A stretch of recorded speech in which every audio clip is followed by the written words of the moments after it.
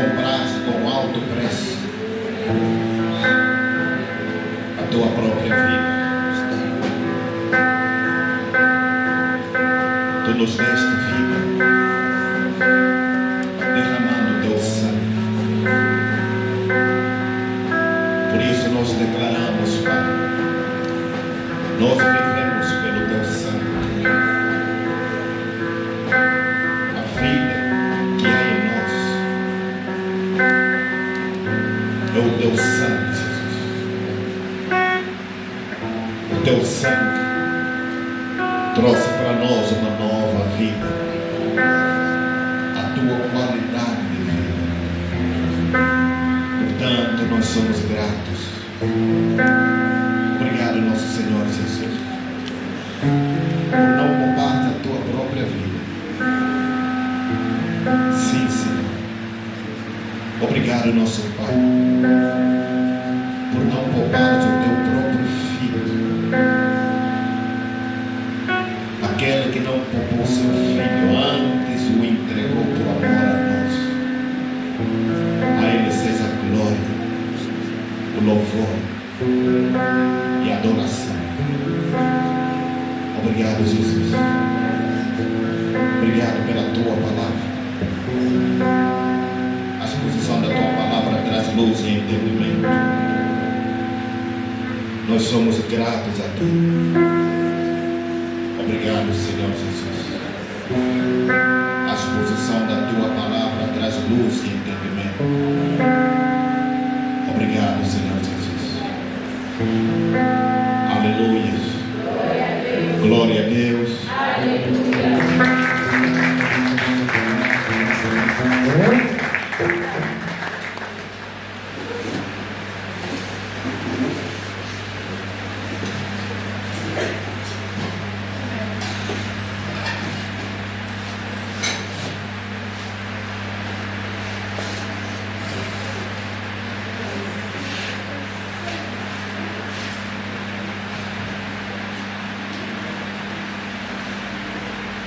Saúde os amados com o Pai do Senhor. Amém. Quantos estão felizes nessa manhã? Amém. Glória a Deus por isso.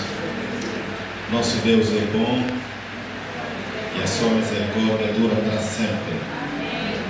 De geração em geração é a sua fidelidade. Nós estamos vivos porque Ele vive. Como diz a Escritura, Ele vive e Ele reina. Amém. E como diz a canção, e porque Ele vive, nós podemos crer no amanhã. Aleluia. Hoje é mais um dia, é um daqueles dias que o Senhor nos deu, e a Bíblia nos exorta, este é o dia que o Senhor criou. Nos alegramos e nos regozijamos nele. Cada dia que foi criado pelo Senhor é um dia de alegria, é um dia de regozijo. Nós devemos aprender a tributar isso ao nosso Deus. Não importa se o dia está mal, não importa se há chuva, se cai chuva, se faz sol. O importante é que um dia é um dia. Amém. E é interessante notar que até os dias falam, cada dia anuncia sobre o Senhor ao outro dia, cada dia se comunica com outro dia. Se os dias fazem isso, muito mais nós. Aleluia. Glória a Deus. Vamos tratar o assunto dando continuidade ao mês que nós estamos vivendo. Esse é o mês em que nós celebramos a morte e ressurreição de Cristo. O mundo todo celebrou neste mês a Páscoa.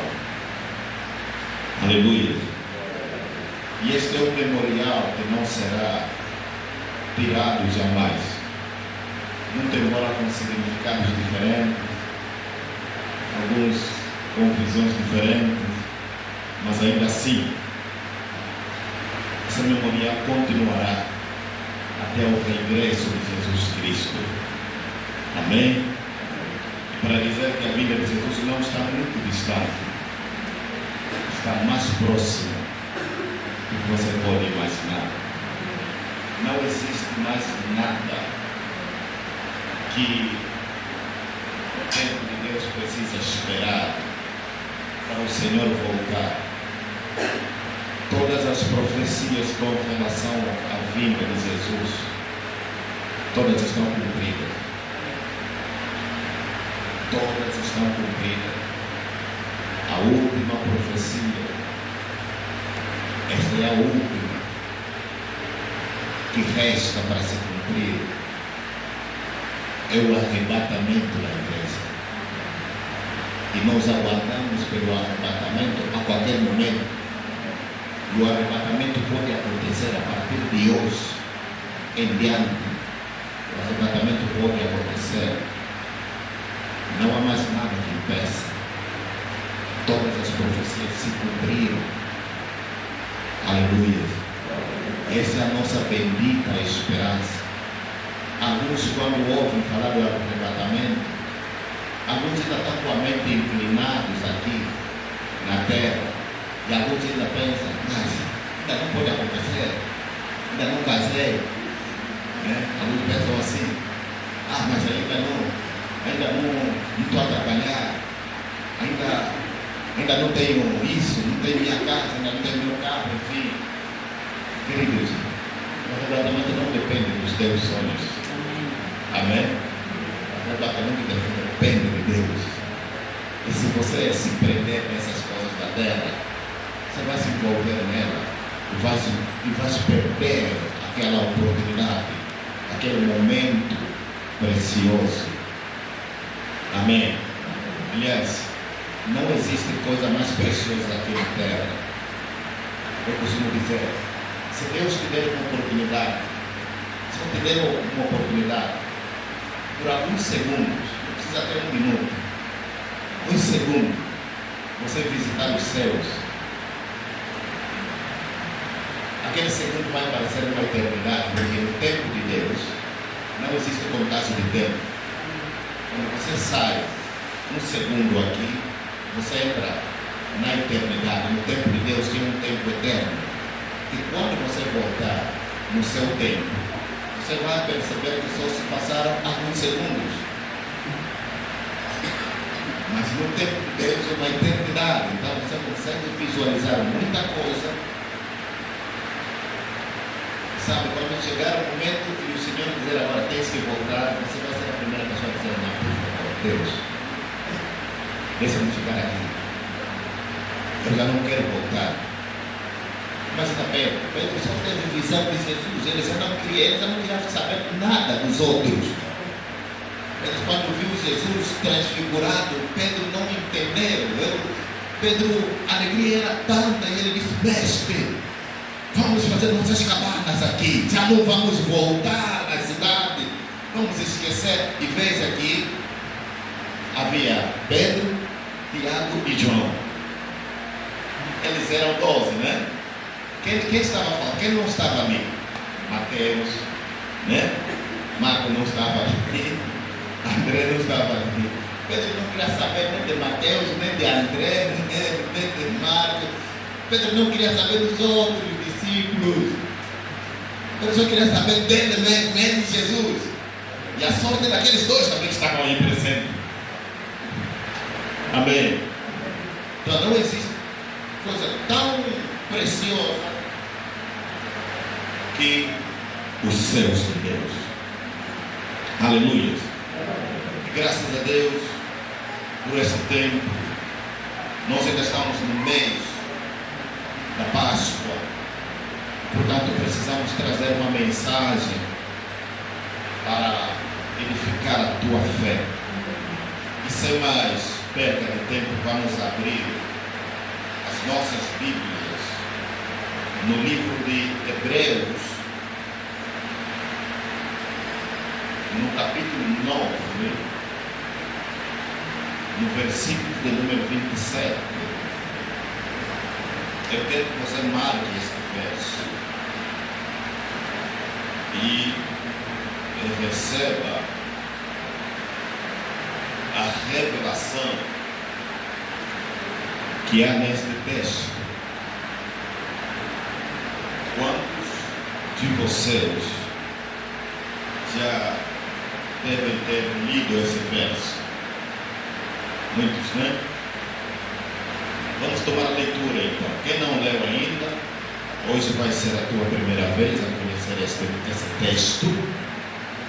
E a palavra de Deus diz assim: e como aos homens está ordenado morrer uma vez, vindo depois disto o juízo. Amém? O que diz o texto? Aos homens está ordenado a morrer uma única vez. Amém? Agora, aquele que morre duas vezes é graça, assim como Lázaro aqui. Morreu e ressuscitar, morreu de novo.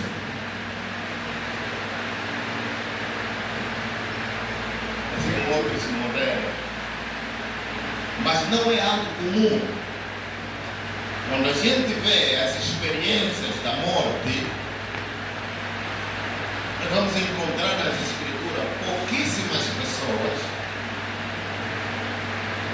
que morreram, depois foram ressuscitados. Talvez na Bíblia você não encontra mais de 3 ou 4 cenas, 4 situações assim, de pessoas que morreram primeiro e depois morreram pela segunda vez. O filho daquela senhora que foi ressuscitado pelo profeta Elias, né? Elias ou Eliseu? Eliseu? Elias. Não? Elias ou Eliseu? Os dois ressuscitaram. Ok. Os dois me fazem lembrar. Eliseu ressuscitou quem?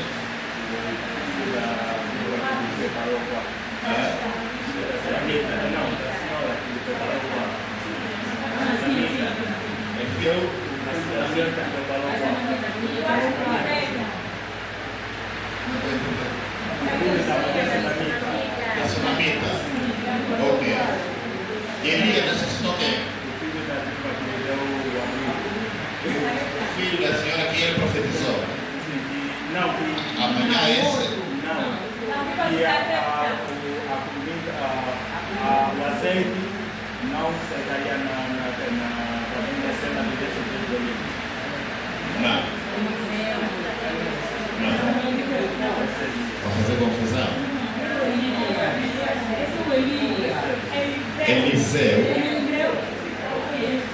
Eliseu ressuscitou o filho daquela mulher que era estéril, que não fazia filho, mas havia construído um quarto para o profeta. E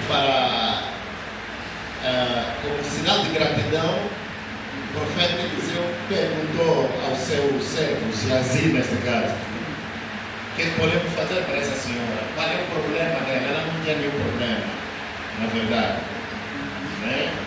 Em termos de finanças, não sei o que lá, enfim. Só o problema é que ela não tinha filho. E o profeta disse: vai, diga a essa senhora que no próximo ano, a esse tempo, terá o seu filho em suas mãos. E a profecia se cumpriu.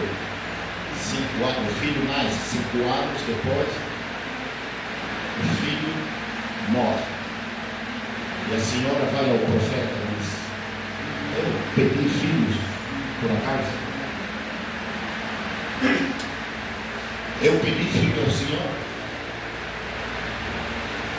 Por que fizesse tanto mal a mim? Me dá a oportunidade de ter filho com 5 anos e morre. Por quê? Por que tem que ser assim? E por que eu? Situação, né?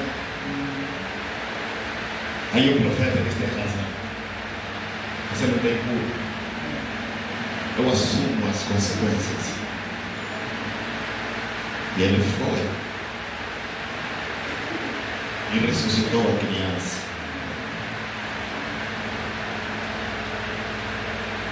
De acordo com a história, aquela criança é o profeta Jonas.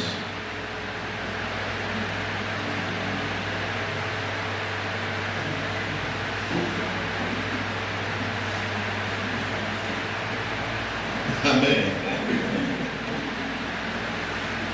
De acordo com a história, aquela criança é o profeta Jonas.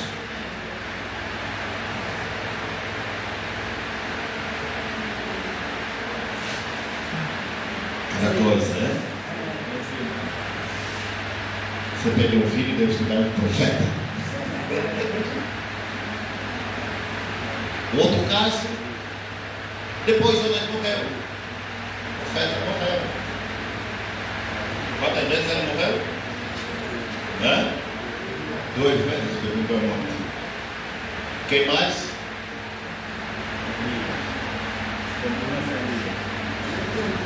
Algumas crianças ali, uma filha de Jairo estava morta ou estava doente?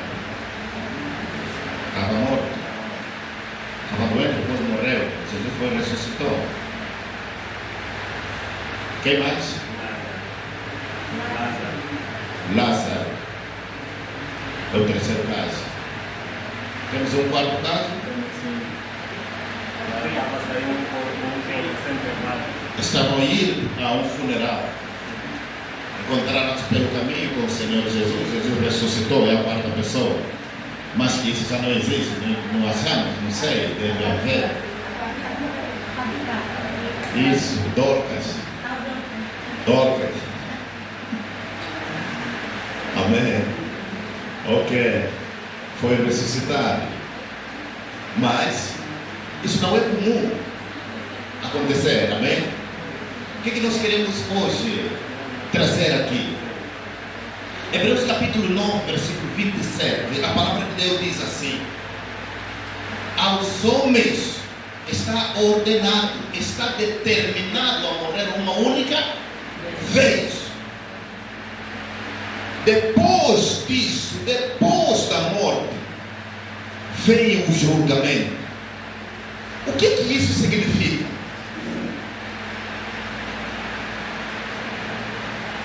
Por que o julgamento vem da morte, depois da morte?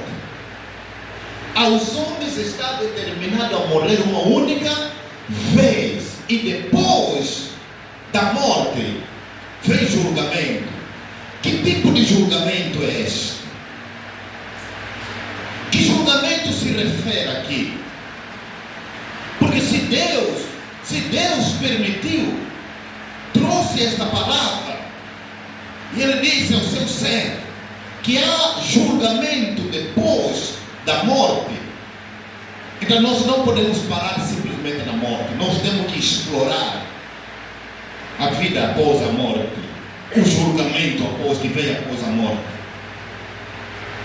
Porque se aos homens está determinado a morrer uma única vez, isso significa que se você morreu uma única vez, você está morto. Você não pode morrer pela segunda vez. Sim. Aleluia. Então nós precisamos entender isso. E o que é juízo ou julgamento? A palavra é a mesma. A palavra julgamento ou juízo. O que significa isso? O que nós precisamos entender acerca do juízo Nós precisamos compreender isso para entendermos o que é que Deus realmente está dizendo. Aleluia. Aos homens está determinado a morrer uma única vez. Vocês sabem que Jesus morreu uma única vez, sim ou não? E a Bíblia diz que ele não vai morrer novamente. Ele não vai morrer pela segunda vez. Ele morreu uma única vez. E depois da morte veio o julgamento. Aleluia. O que é julgamento?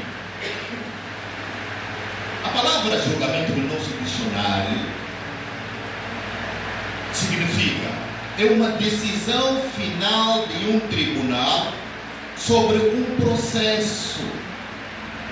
É a decisão final do tribunal sobre um determinado processo. É a sentença final. Amém. Em outras palavras, julgamento é a audiência em que se produzem e se analisam e se critica todas as provas trazidas ao conhecimento do tribunal, o qual se aplica às regras de direito adequados à situação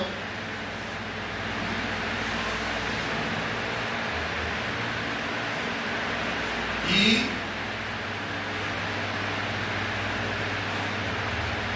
a sua decisão proferida, sua decisão final. Significa que o tribunal recebe todas as provas do caso, investiga essas provas, faz críticas a essas provas, até apurar a veracidade dos fatos e determinar a última sentença, de acordo com os princípios do direito. Esse julgamento. Então, o que a Escritura está nos dizer aqui?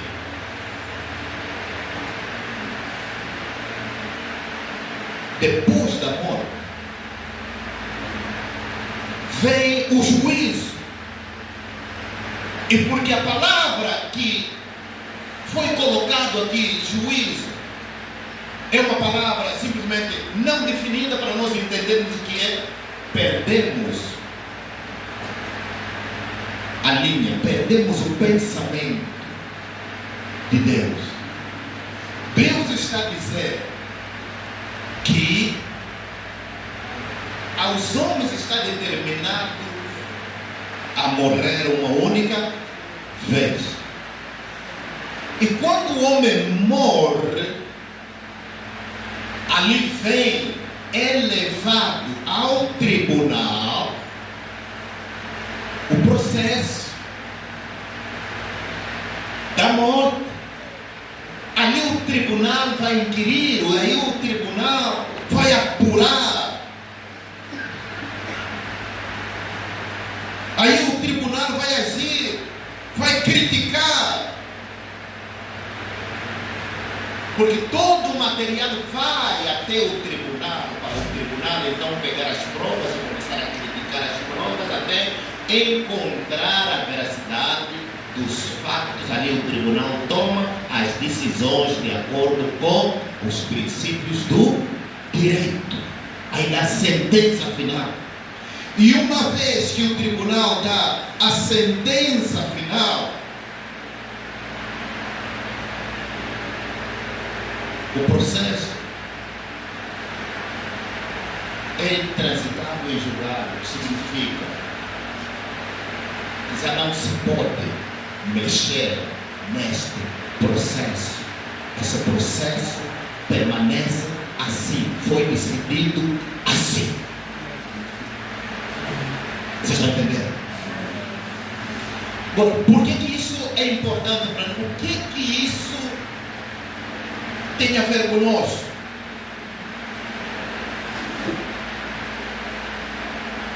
Segunda carta de Timóteo, capítulo 1, versículo 9 e 10.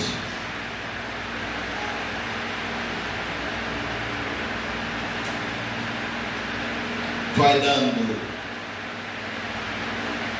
ênfase ao nosso assunto hoje.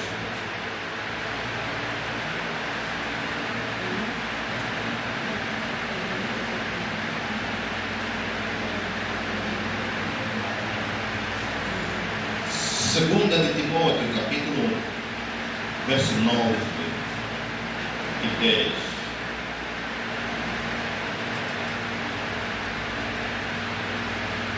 Alguém já achou? Sim? A Bíblia diz o seguinte, versículo 9: que nos salvou e chamou com uma santa vocação, não segundo as nossas obras, mas segundo o seu próprio propósito e graça,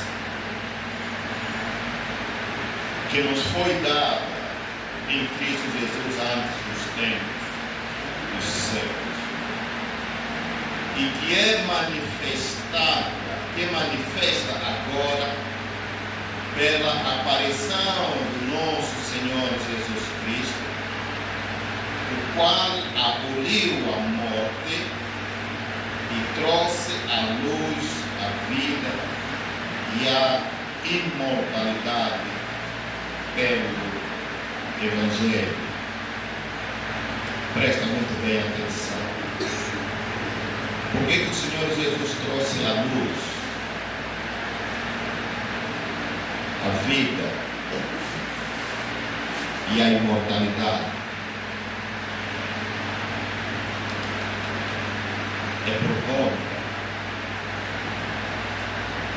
do Hebreus, capítulo 9, versículo 27. Aos homens está determinado a morrer uma única vez.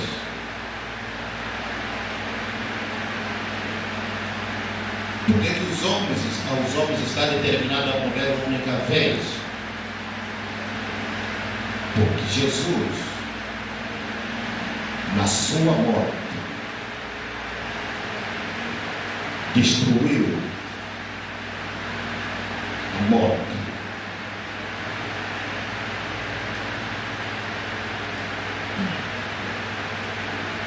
Jesus, na sua morte, destruiu a morte.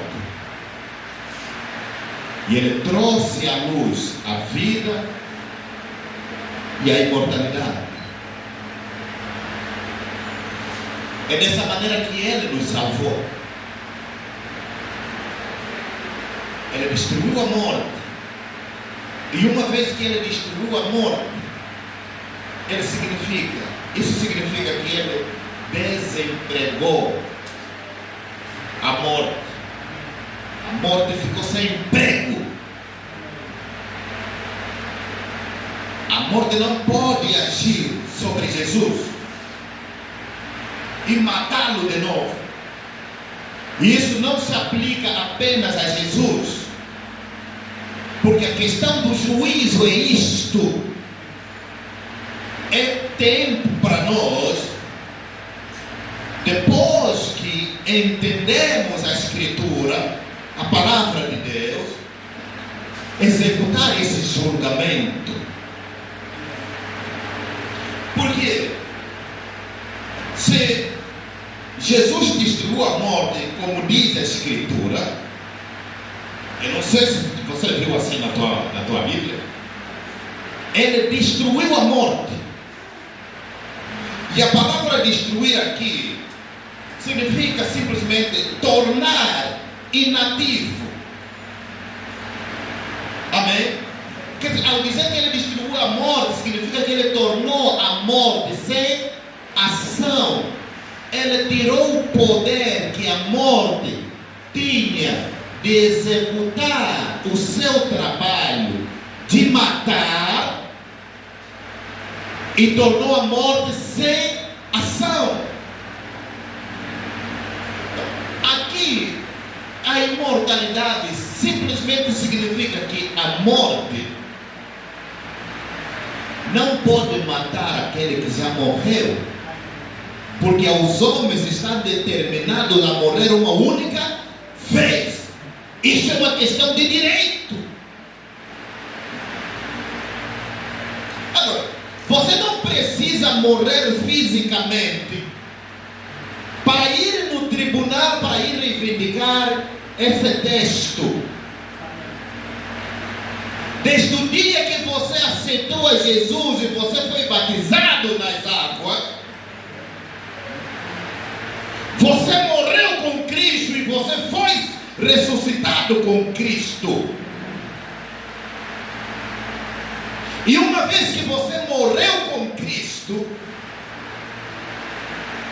a morte não pode vir tocar em ti. Do mesmo modo como a morte não pode ir e matar Jesus, porque Jesus está nos céus como homem. Ele tem corpo de homem. O nosso corpo, isso está determinado, amados. Se já morremos com Cristo, também com Ele nós vivemos. O que significa? Por isso que Paulo diz que não mais eu vivo, mas Cristo vive em mim. Amém?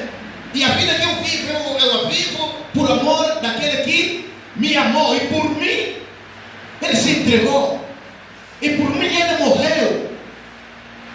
Então Ele está dizendo aqui que alguma coisa ocorreu na minha vida. Eu tenho uma vida que não é a minha vida. Eu tenho uma vida que alguém me deu essa vida. Vocês estão entendendo? Esta vida está no sangue. O sangue é vida. A Bíblia diz que toda carne, a vida de toda carne está onde? No seu sangue. O sangue é vida. Aleluia. Levítico capítulo 17, versículos 14. Levítico 17, 14.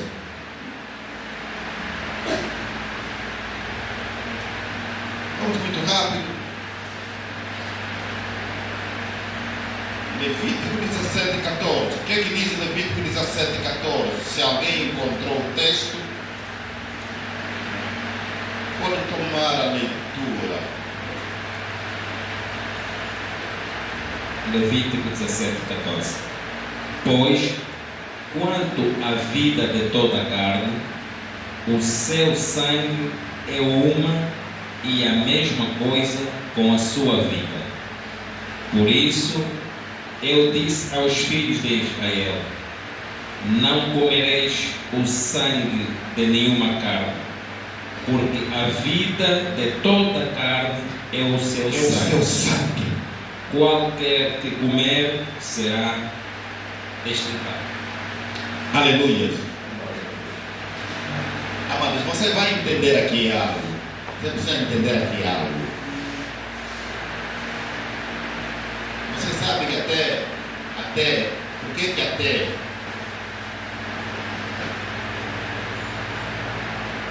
Como vocês falam isso? Sim.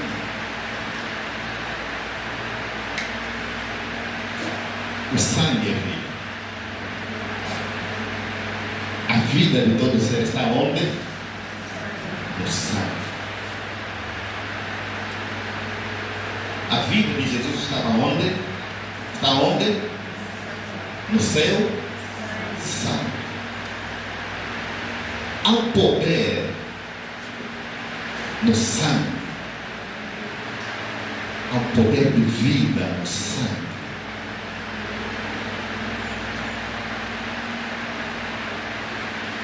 Vamos ler outro texto em Deuteronômio capítulo 12. Fazemos uma explanação única. Deuteronômio capítulo 12, versículo 23. Deuteronômio 12, 23. Não pode tomar a leitura.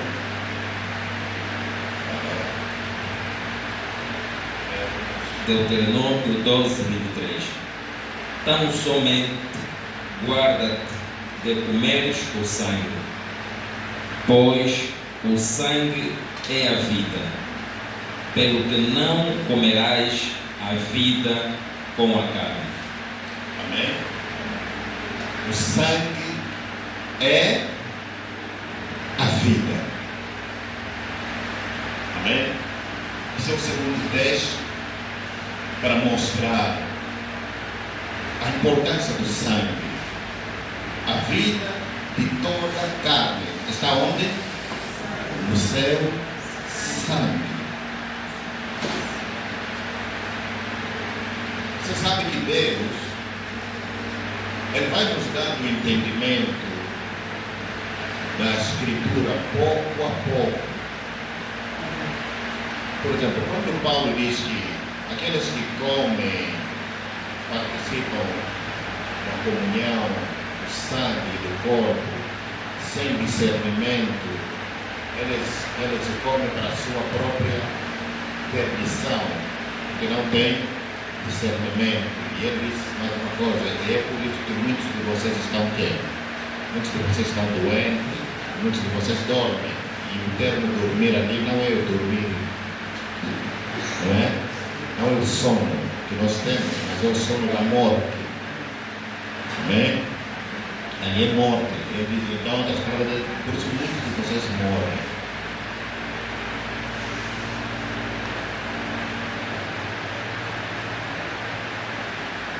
Deus que criou todos os seres, Ele colocou algo valioso em cada ser, em cada carne, a vida que ela tem, o sangue. É por isso, entenda isso, quando Deus mandou construir o tabernáculo, Deus aconselhou a Moisés o seguinte: deves consagrar o tabernáculo com sangue de animal. Todos os móveis do tabernáculo, tudo que estava no tabernáculo, tinha que receber um toque de sangue. Por quê? Tudo, as bases, todos os objetos que estavam ali, o sangue. É assim que o sumo sacerdote fazia. Amém? As cadeiras, tudo. O sangue. Por quê? Quando uma árvore é cortada, perde vida, fabrica-se os móveis ficam sem vida. Mas é que tudo, a presença de Deus, tem que louvar a Deus, tem que ministrar a Deus. E aquilo está morto. Como está morto? Precisa receber vida. Enquanto o sacerdote, ele coloca o sangue em todos os mortos, ele está dando vida aos móveis. aqueles povos têm que ministrar ao Senhor, não com a sua própria vida, mas com a vida que há no sangue que foi colocado ali. Desculpa. Nós, os cristãos, só sabemos às vezes falar por falar, sem entendimento, criticar coisas, enfim, sem entendimento. Você sabe por que os ocultistas, os satanistas, os quimbaleiros, os feiticeiros sempre usam sacrifício, sempre usam sangue?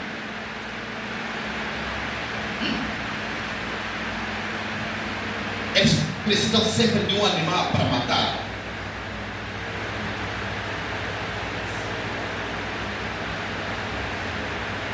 Porque eles sabem que o sangue é vida.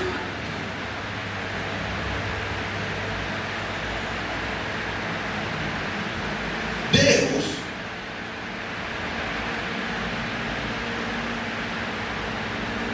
orientou Moisés para que eles pudessem fazer uso do sangue.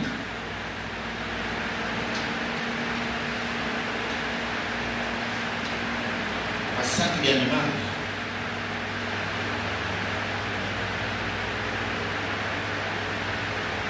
Para dar vida.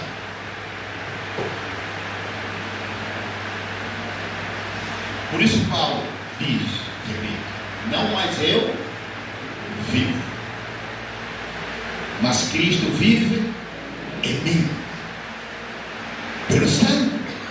E é por isso que ele diz, quando vocês participam da comunhão, vocês não têm discernimento, vocês não discernem o sangue, aqui há vida no sangue, e porque vocês não têm esse discernimento, vocês bebem por beber como se fosse uma bebida qualquer, alguma coisa qualquer, e isso perde a sua eficácia, perde o seu poder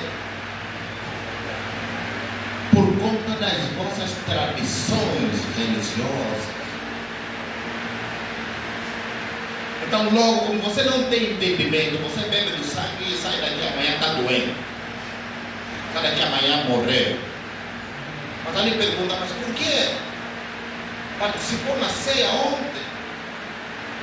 Por que isso aconteceu? Porque não há discernimento. Não há discernimento. Este é um problema legal. E esse problema legal deve ser levado ao tribunal.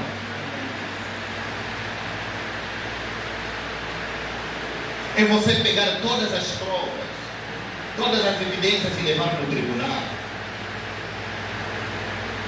O tribunal vai fazer crítica nas evidências que você levou, nas provas que você levou. O tribunal vai averiguar para confirmar se de fato é assim.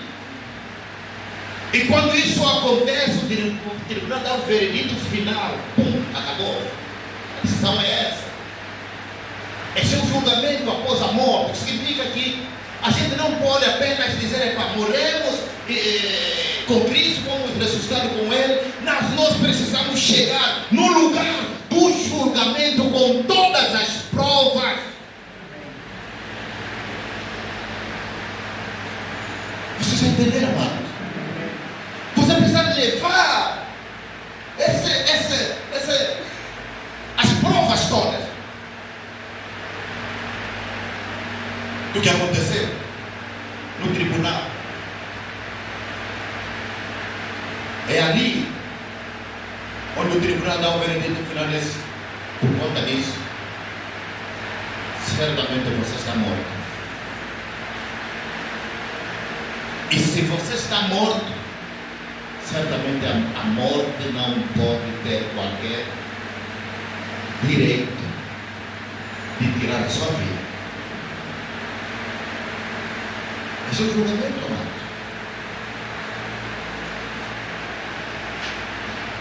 Eu e você precisamos entrar no tribunal. Precisamos levar as provas. Precisamos levar as evidências. Porque após a morte vem o julgamento. Você não pode apenas terminar na morte. Você tem que entrar no tribunal para ir ao julgamento. Quando o profeta Isaías até fala isso, diz que entremos juntos ao tribunal. Apresenta as tuas razões para que te possas justificar. Ele era um profeta. E não apenas estava falando algo que está relacionado com o seu povo no passado, mas aquela é uma palavra profética que tem uma repercussão futurista, que veio nos alcançar hoje e vai alcançar as gerações do futuro se Cristo não voltar agora. Amém. Então ele está dizendo, é tempo de nós entrarmos ao tribunal. Pega todas as provas de que houve morte. Traz todas as provas de que houve morte. Apresente essas provas. E o tribunal vai pegar essas provas, vai averiguar essas provas, vai apurar essas provas. E então dar a sentença final. E a sentença final certamente é o camarada imortal. Amém. Sim. É algo que nós precisamos obter isso, tomar posse no tribunal. Porque o Paulo disse muito bem, ele trouxe a luz, ele veio revelar a vida e a imortalidade. Ele veio revelar, ele veio trazer ao conhecimento. Olha, vocês podem ter uma vida longa, vocês podem ter a imortalidade. O Evangelho trouxe isso, mas agora existe uma ação do meu lado, do nosso lado, que nós precisamos tomar. Eu e você precisamos pegar essas provas e levar essas provas ao tribunal. Em vez que no tribunal tanto o juiz e o advogado. O juiz é o nosso advogado e o nosso advogado é o nosso juiz. É a mesma pessoa que exerce funções duplas. Aleluia. Por isso que nós temos, por isso que Deus inspirou isso. Tem esses três poderes. Repito, o poder executivo, que é o poder soberano, é ali onde Deus toma as decisões na sua soberania. E quando Deus toma as decisões ali, Ele não consulta ninguém, Ele não pede conselho a ninguém, Ele toma as decisões segundo a sua vontade. Amém?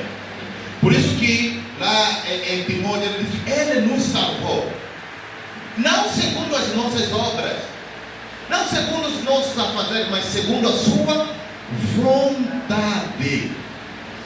Amém? Segundo a sua vontade, aquilo que Ele propusera antes dos tempos eternos. Talvez que essa é uma decisão que foi tomada na sua soberania, que não pode ser alterado, não pode ser anulado. Está determinado assim. Mas temos o poder legislativo. O poder legislativo é que cria as leis. Então, quando o poder legislativo vai criar as leis, logo é necessário que essas leis sejam o quê? Aplicadas, sejam obedecidas, enfim. Então, e a transgressão dessas leis implica o quê? Punição. Amém? Então ali vem, é ali onde está, onde vem o conjunto de requisitos, o conjunto de leis para tudo. Era escrito, você é Deus, você precisa, merece ser o quê? Punido. Amém? Isso acontece. Não tem como alterar as decisões que Deus tomou na sua soberania. E aqui, e na soberania de Deus, ele já disse: quem pecar, morre. O salário do pecado é morte. Mas também ali ele diz: o dom gratuito de Deus é aquele eterno. Aleluia. Agora, há uma decisão que não pode ser violada, não pode ser anulada. Há leis que devem ser obedecidas. E quando você transgride qualquer mandamento, o que acontece? Você precisa do outro poder, o poder judiciário, onde estão os tribunais e os juízes, que vão levar, onde você vai ir apresentar a tua demanda. Você precisa necessariamente de um advogado. Aleluia. Eles entendem de leis, eles sabem quais as leis a serem aplicadas de acordo com este caso, de acordo com essa situação.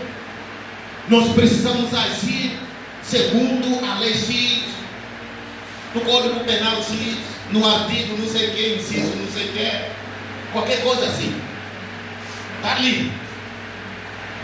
E aí, o seu advogado é ele que tem acesso para entrar no tribunal. Tudo que você precisa é simplesmente ter um encontro com o teu advogado. E o advogado é ele que conhece as leis. É ele que vai, que conhece o que o legislador colocou nessas leis. Como tornar inocente impune. Como absorver alguém de um crime que ele próprio praticou. É o advogado que faz isso. E o advogado é o nosso Senhor, o nosso amigo, o nosso Salvador. Aleluia. Então ele tem um momento que ele se assenta como advogado, tem um momento que ele se assenta como o juiz para julgar. Mas neste momento, ele é o nosso advogado. Ele não está sentado como juiz, ele está sentado como advogado. E como advogado, é ele que intercede por nós. O que significa? É ele que leva nosso processo junto ao poder legislativo para dizer: houve uma transgressão, com certeza, mas o artigo X, de acordo com a nossa Constituição, neste artigo, este indivíduo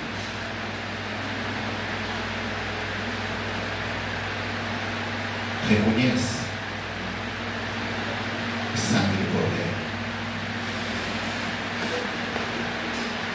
E é por conta do sangue que foi derramado que ele merece uma nova chance. Eu não digo uma segunda chance, eu digo uma nova chance. Porque há pessoas que pensam que parece que só existe segunda chance. Não. Vai existir quantas chances forem necessárias. Vai existir sempre uma nova chance. Você vai chegar um momento que você vai estar numa situação em que vai existir sempre uma nova chance, porque o advogado ele está ali. A função do advogado não é condenar. Amém? É ir de acordo com a lei para você ser absorvido. Aleluia. Então nós temos aqui, amados, aos homens estão ordenados a morrer uma única vez. Agora você diz: mas pastor, eu ainda não morri. Será que isso se aplica? No dia que eu morrer, não terei possibilidade de ressuscitar? Vamos ver o que o apóstolo Paulo, em Romanos,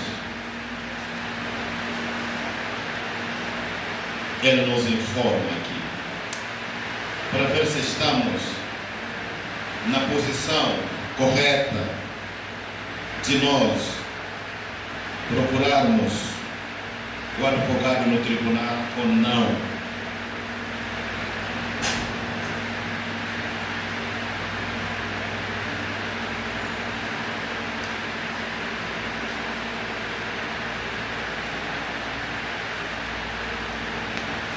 Vamos começar, vamos ler primeiro Romanos capítulo 6.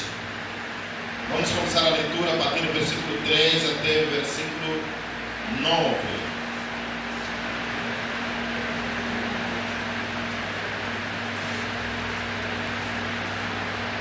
Romanos capítulo 6, versículo 3. Vocês estão entendendo? Quantos estão entendendo? Quem está entendendo? Aleluia. Quem não está entendendo, podemos repetir de novo. É importante você entender. Sai daqui com entendimento. Romanos capítulo 6, versículo 3. O que ele diz no versículo 3?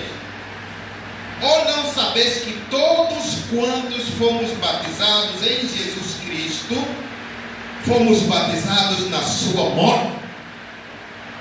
De sorte que fomos sepultados com ele pelo batismo na morte, para que como Cristo ressuscitou dos mortos pela glória do Pai, assim também andemos nós em novidades de vida.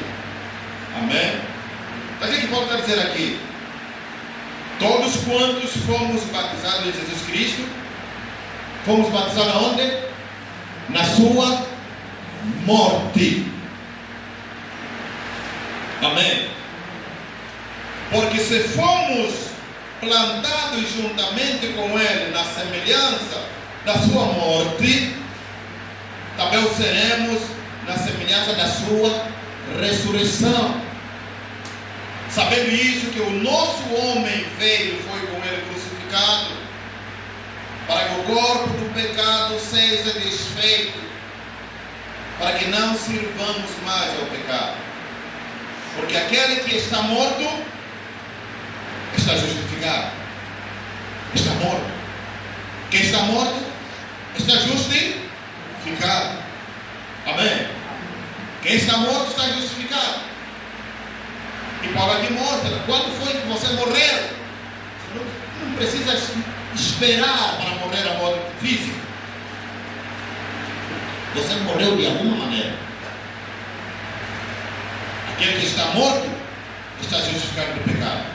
Ora, se já morremos com Cristo, cremos que também com Ele viveremos, sabendo que, havendo Cristo ressuscitado dos mortos, já não morre. A morte não mais terá domínio sobre ele. Amém? Sabendo que, havendo Cristo ressuscitado dos mortos, já não morre. A morte não mais terá domínio sobre ele. Aleluia. Yeah. E o que diz Timóteo capítulo 1, 2 Timóteo capítulo 1, versículo 10? Alguém toma a leitura do versículo 10?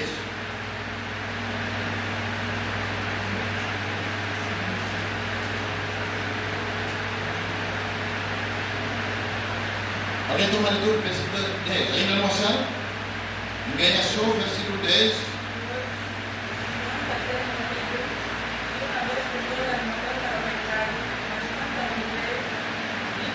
O som, o volume.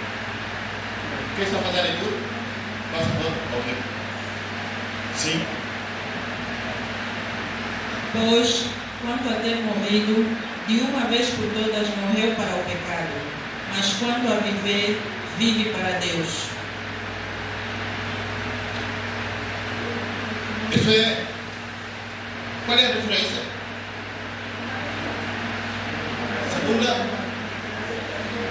Segunda carta a Timóteo. Ok? Segunda carta a Timóteo, capítulo 1, versículo 10. Amém. Segunda carta de Timóteo, capítulo 1. Aí está em Romanos, é o texto de Romanos, né? Ok. É na versão King James. E nestes dias se manifestou, tendo aparecimento do nosso Senhor e Salvador, Cristo Jesus, que aniquilou a morte e trouxe à luz a vida e a imortalidade por intermédio do Evangelho. Aniquilou a morte, ok? Jesus aniquilou a morte. Aqui a palavra aniquilar a morte significa que ele destruiu a morte. Amém? Não só destruiu a morte, ele significa também que ele tornou a morte impotente. Amém? Significa que ele desarmou a morte, desempregou a morte, tirou o poder que a morte tinha para matar. Amém? Tirou o poder. Por isso que Paulo, é o mesmo Paulo que escreveu para Timóteo, é o mesmo que escreveu para os irmãos em Roma, sabendo que havendo Cristo morrido, ou Cristo ressuscitado dos mortos, já não morre. A morte não mais terá domínio. Por quê? Porque a morte foi destruída. Aqui destruir a morte não significa, não é questão de que Jesus matou a morte e a morte deixou de... Não é uma questão de matar a morte. Não, Jesus tirou a função que a morte tinha. Ou seja, Jesus desempregou. Você sabe, quando alguém trabalha numa empresa, tem direito legal de agir naquela empresa, mas quando ele desemprega, quando deixa a empresa, acabou a história.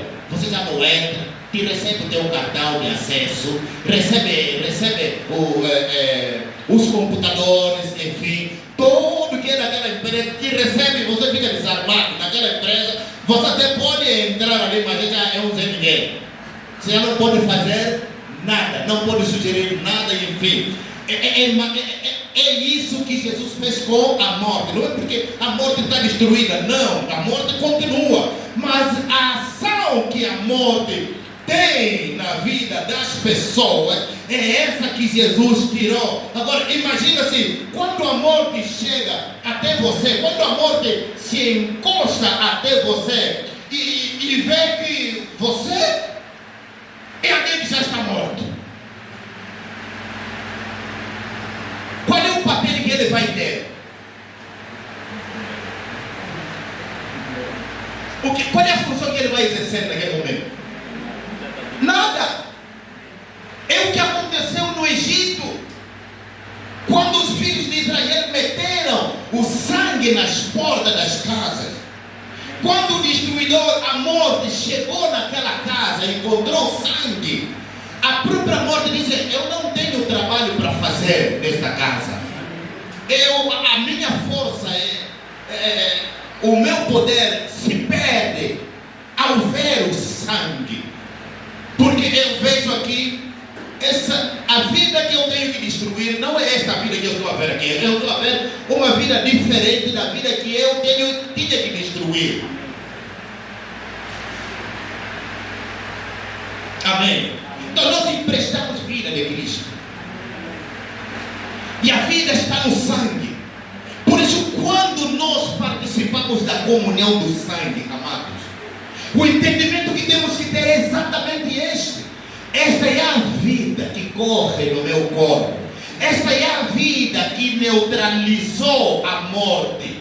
Esta é a vida que a morte não pode matar, porque esta vida um dia foi derramada.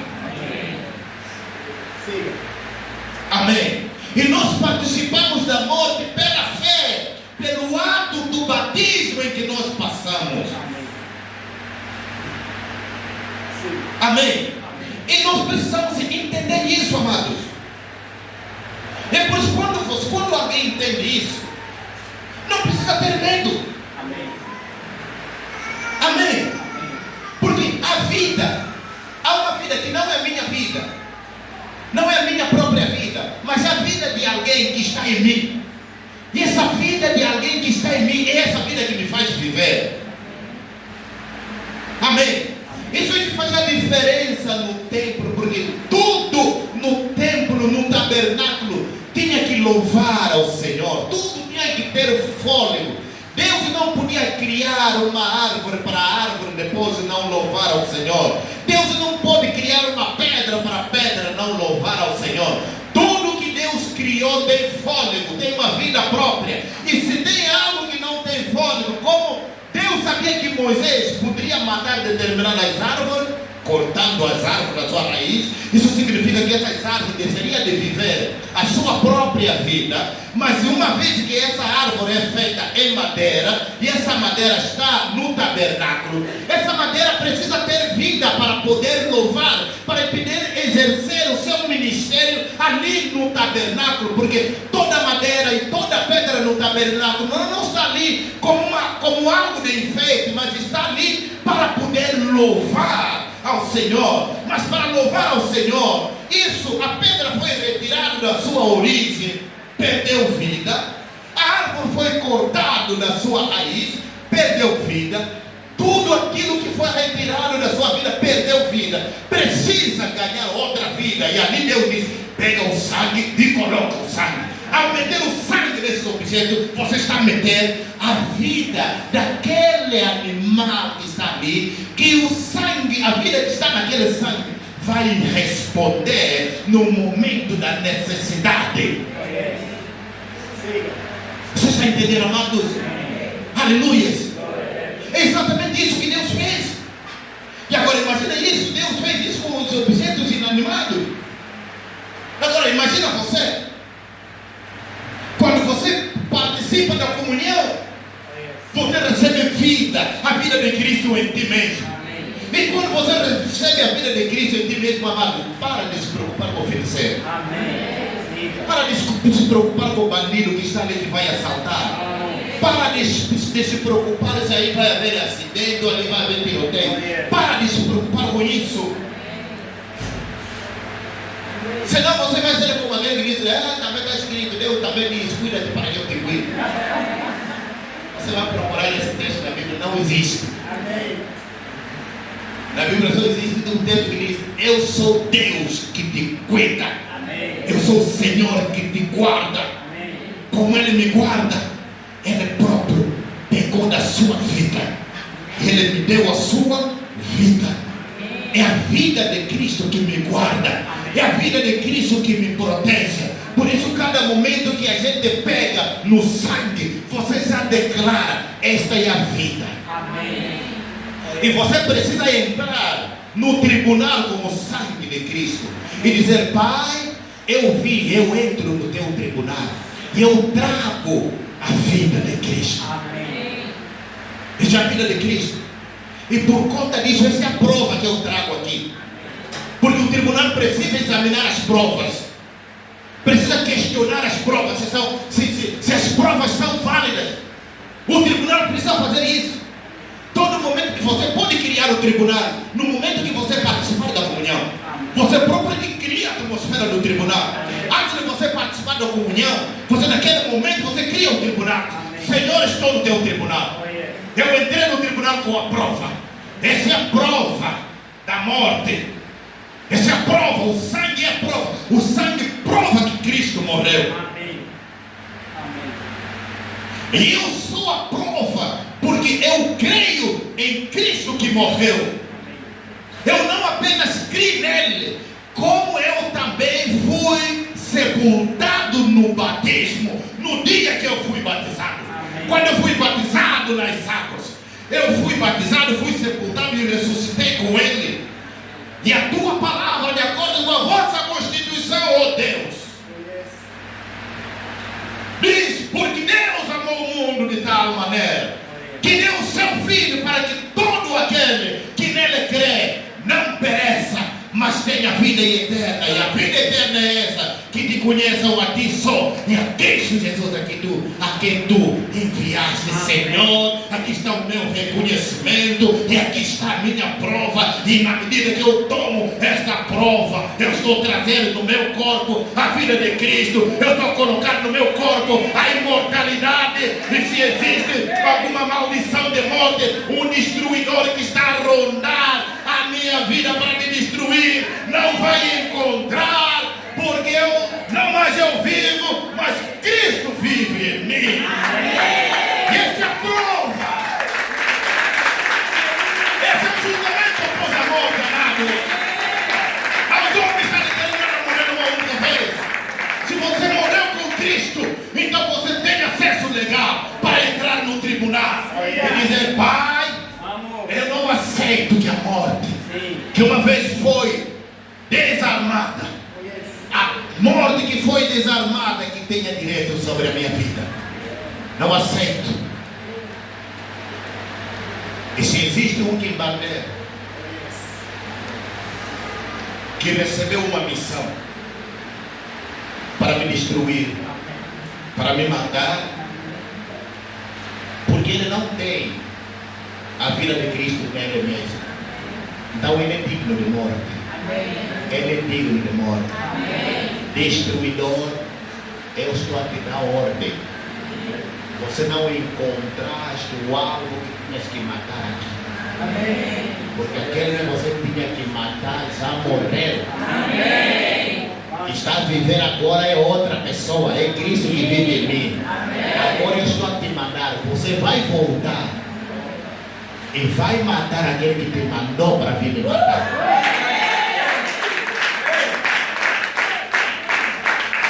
Porque a tua missão é matar. Você não vai matar inocente qualquer.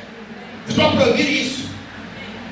Você vai voltar para quem te enviou aqui. Você tem que acabar toda a tua fúria de destruir quem te enviou aqui. Aleluia. É exatamente isso, amado. É o tempo de nós começarmos a dar troco. Aí não vale a pena você dizer: não, mas a Bíblia diz que amai os vossos inimigos e orai por aquele que vos persegue. Ok, mas também não diz qual é o tipo de oração que eu vou fazer. Porque só diz orai. Então, como ele diz orai, eu vou orar. Senhor, eu estou a orar contra aqueles que estão me perseguindo. Sejam destruídos.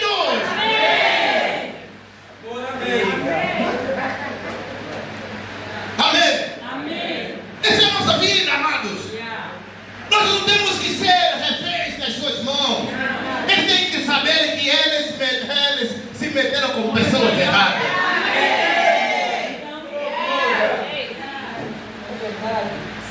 Você pode criar o teu próprio tribunal. Leva as provas.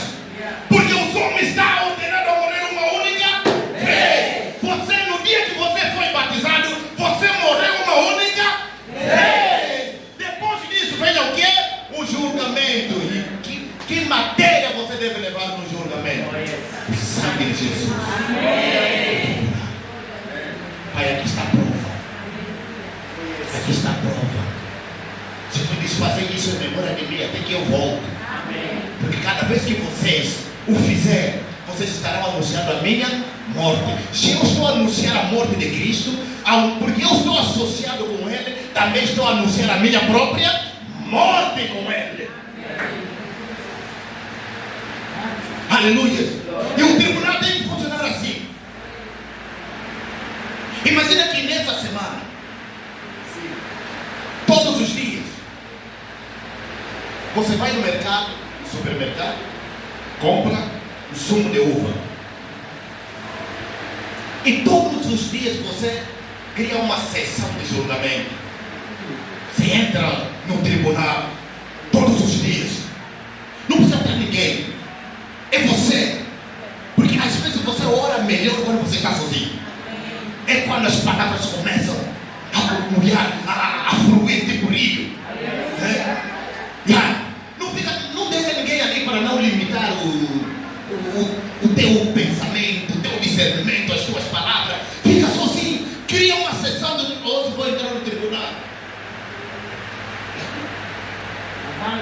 Amém? E tudo isso é uma questão de fé. Simplesmente você crê que no momento que você decidir estar preparado para fazer aquilo, o tribunal estará aberto naquele momento. E você pega, serve um cobinho. Você sabe que vai ser amigo todo inteiro.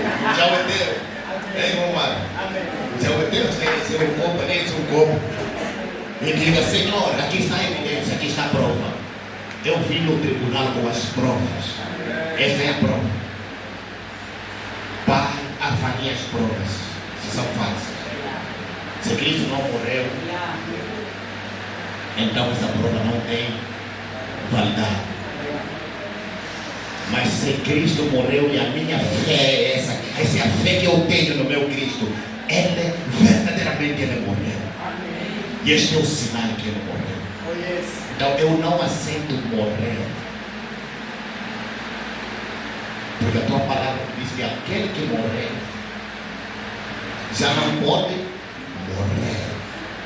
A tua palavra diz que está determinado. É o Senhor mesmo que determinou que os homens devem morrer uma única vez. Então, uma vez que eu já morri com Cristo, acabou. Eu devo viver daqui em diante. Agora aqui eu mando troco contra os meus inimigos. Aqueles que querem a minha morte. Aqueles que tocaram na minha saúde. Aqueles que tocaram na minha vida. Aleluia. Você não vai deixar de ver. Não. Deus diz: cuidado na terra onde vocês vão. Não se contamine com as práticas daquele povo. E no vosso meio não pode existir um feiticeiro. Se existir feiticeiro, matem. Certamente. Atenção. Atenção. Eu ia esclarecer isso. Senão daqui, muitos vão sair daqui. Vão aí atacar aqui a fulana. Porque já é a pregação de hoje. O pastor pregou. E a fulana aí que ela pode matar. Não faça isso. Não é assim. Amém? Não é assim. A Bíblia diz que nossa luta não é contra carne e sangue. Em outras palavras, a nossa luta não deve ser feita entre pessoa e pessoa. Eu não tenho que pegar a pessoa nisso porque está me fazendo isso, eu vou lá e eu vou lutar com essa pessoa, vou pegar uma pedra ou katana ou que nada. Não é assim. A nossa luta é espiritual. E a luta do Espírito se faz com discernimento. E esse é o discernimento que eu estou te dando. Para você ter entendimento. Quando você está no teu lugar de oração. Quando você entra no teu tribunal. No momento que você entra no tribunal. Exatamente esses são os dizendo que você vai dizer. Aqueles que enviaram contra mim o espírito da morte.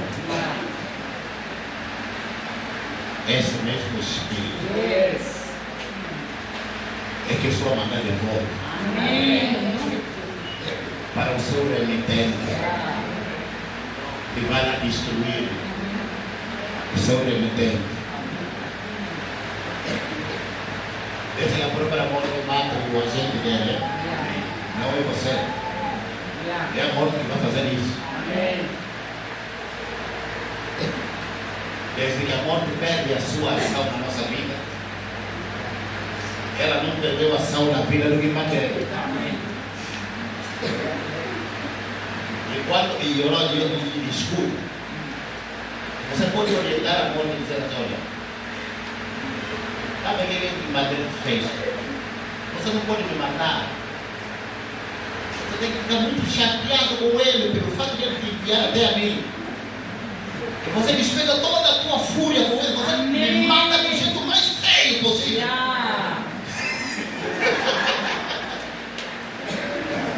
Do jeito mais difícil possível.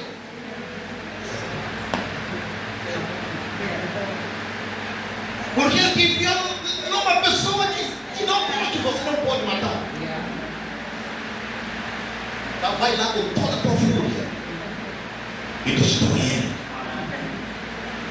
Você vai ver o que vai acontecer. É destruição. Era aqueles camaradas que daqui a pouco morreu, daqui a pouco o corpo dele está saindo bicho. Amém, amém. Em poucos minutos. É pela fúria. É o que aconteceu com o rei. É quem o rei? Herodes. Por quê?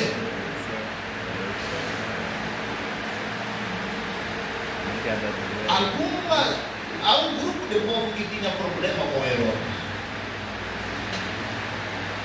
E porque eles queriam fazer boa mochima ao rei Herodes, são os bajuladores. Então foram ali para bajular o rei Herodes e chamá-lo de Deus. O rei, teu servo fiel aqui. O rei Herodes falava: ó rei, tua voz é voz de Deus. Simplesmente, você nem conhece Deus, você está assumindo o lugar de Deus.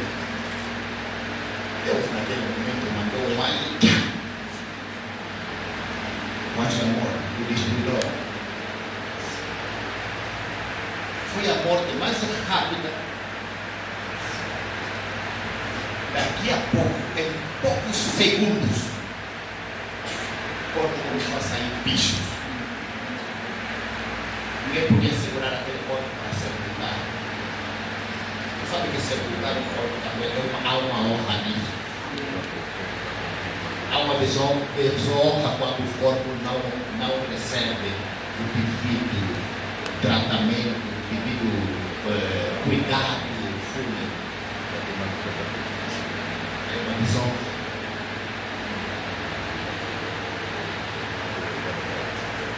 Aleluia. Que Deus nos dê entendimento para isso. Aos homens está determinada por ela uma única vez. E depois disso vem o quê? O julgamento.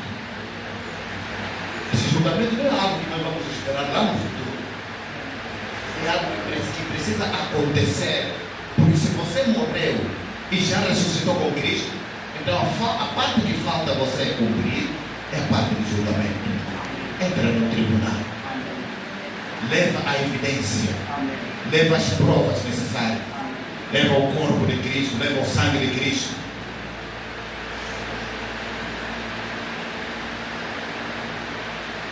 E apresenta ali, Senhor, está aqui as provas. Cristo morreu. Ele destruiu a morte. Eu não aceito que a morte toque na minha vida. É por isso que o Senhor veio e nos revelou esta verdade. Para que a vida e a imortalidade seja processada em nós. Enquanto nós vivemos aqui, nós não vivemos mais com a nossa própria vida, porque com a nossa vida nós já morremos. Nós vivemos com a vida daquele que morreu por nós.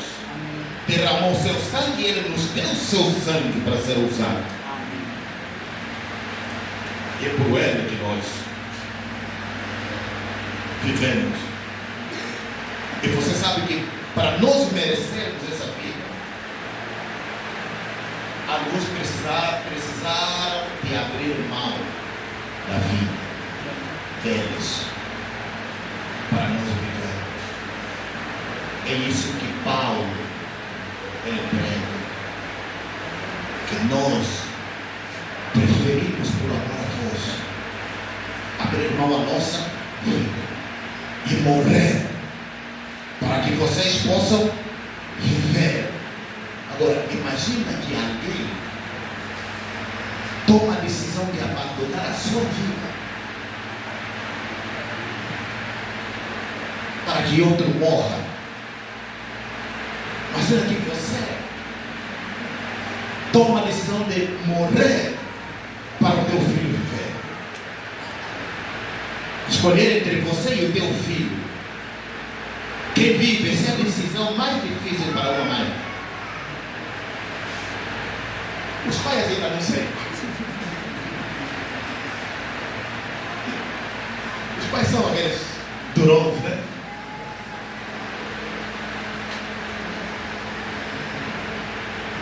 Mas diz para uma mãe: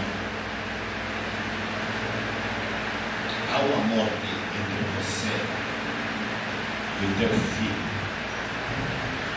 Você escolhe quem morre. A mãe vai dizer: não vou eu. O filho, meu filho, ele tem mais tempo para viver do que eu. Pode tirar a vida. Paulo ele disse isso. Nós abrimos mãos da nossa vida. Nós escolhemos morrer para vocês viverem. Isso porque quando Paulo ele decidiu morrer, quando ele disse: eu combati bom combate, guardei a fé, é naquele momento que ele decidiu morrer. Quando ele decidiu morrer, ele tinha uma visão de nos ver eu e você vivos. Amém. Amém. Existe muita coisa que vai afetar a nossa vida. Mas quando nós sabemos um detalhe, de que Jesus Cristo, ele morreu, foi sepultado e ressuscitou dentre os mortos, e a morte já não pode destruir. E nós entendemos também que se alguém está em Cristo, eu sou espírito com ele, é uma nova criatura. Então logo nós podemos concluir: se ele ressuscitou, eu também ressuscitei com ele. Se ele esteve morto, eu também estive morto com ele. Se a morte não pode destruir, também a morte não pode destruir a mim. Seja qual for os mecanismos que a morte usa, ou mecanismo de pobreza, de desgraça, ou doença, ou acidente, qualquer coisa. Porque esses são os mecanismos que a morte usa. A pobreza é a maneira mais lenta que a morte vai se manifestar, porque sabe que se faltar tudo, essa vai morrer lentamente, pouco a pouco.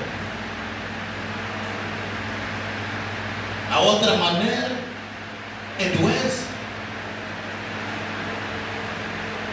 Sabe que se a doença entrar nesse corpo, pouco a pouco, vai destruindo, vai tirando a vitalidade que esse corpo tem, devagarinho, até o dia da sua morte. De maneira mais rápida, é um acidente. Morreu na hora. Mas tem aquele processo lento, porque ele se alegra com o sofrimento primeiro da pessoa antes de ser falho. Quando o Senhor Jesus nos deu o seu sangue, é para trazer vida no nosso corpo, é para que o nosso corpo possa viver. E quando o amor, ou qualquer semente da morte entrar no corpo, vai encontrar um corpo já destruído.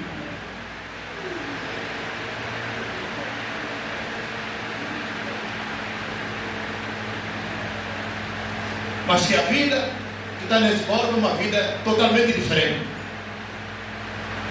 E ali essa desgraça perde a sua ação, começa a perder o seu poder. É tipo uma trepadeira. Quando começa a trepar com as folhas, está recebendo a água, enfim. Mas quando se seca pela raiz, ali os ramos ali, as folhas começam a murchar, E todo o processo que Ele executa. Aleluia. Amados, hoje você sai daqui com a consciência de que o Cristo que você veio adorar aqui, o Cristo que você veio procurar aqui, o Cristo que você veio glorificar aqui, Ele morreu, foi sepultado e ressuscitou. E você está unido com Ele. Amém. Você se tornou um só espírito com Ele.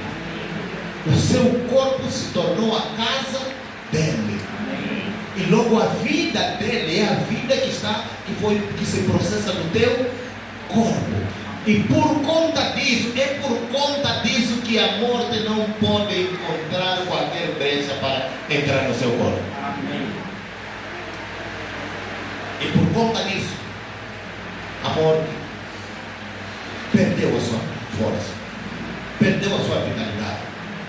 Se há um espírito que foi enviado por alguém para matar o seu corpo, para destruir o seu corpo, nós cancelamos hoje. Em nome de Jesus. E nós declaramos morte.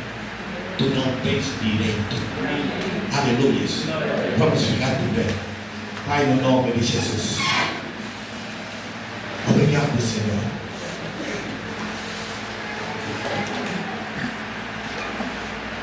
Obrigado, nosso Deus, por nos revelar a Tua palavra. A vida que nós temos está no Teu sangue. E nós fomos criados para o louvor do Teu nome.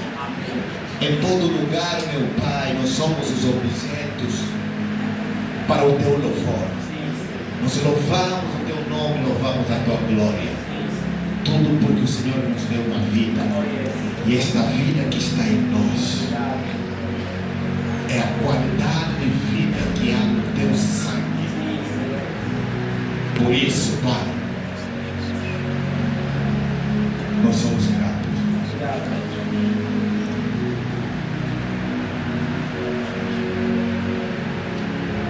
Pai, no nome de Jesus.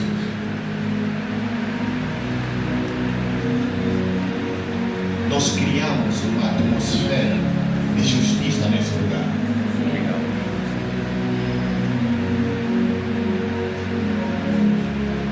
Criamos a atmosfera de justiça nesse lugar. Pela morte de Cristo. E nós declaramos, Pai, no nome de Jesus.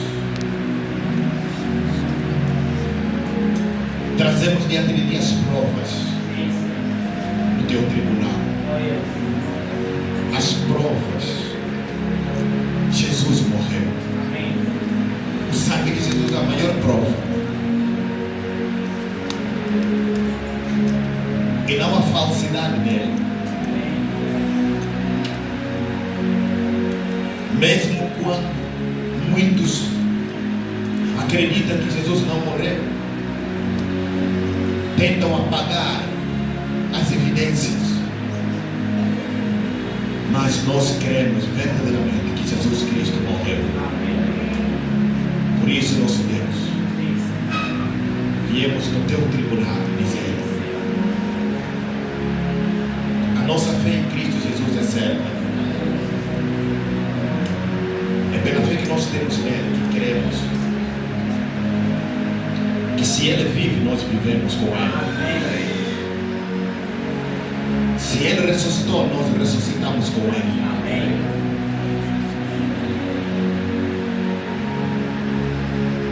Ele morreu a nossa morte e nós vivemos a sua vida.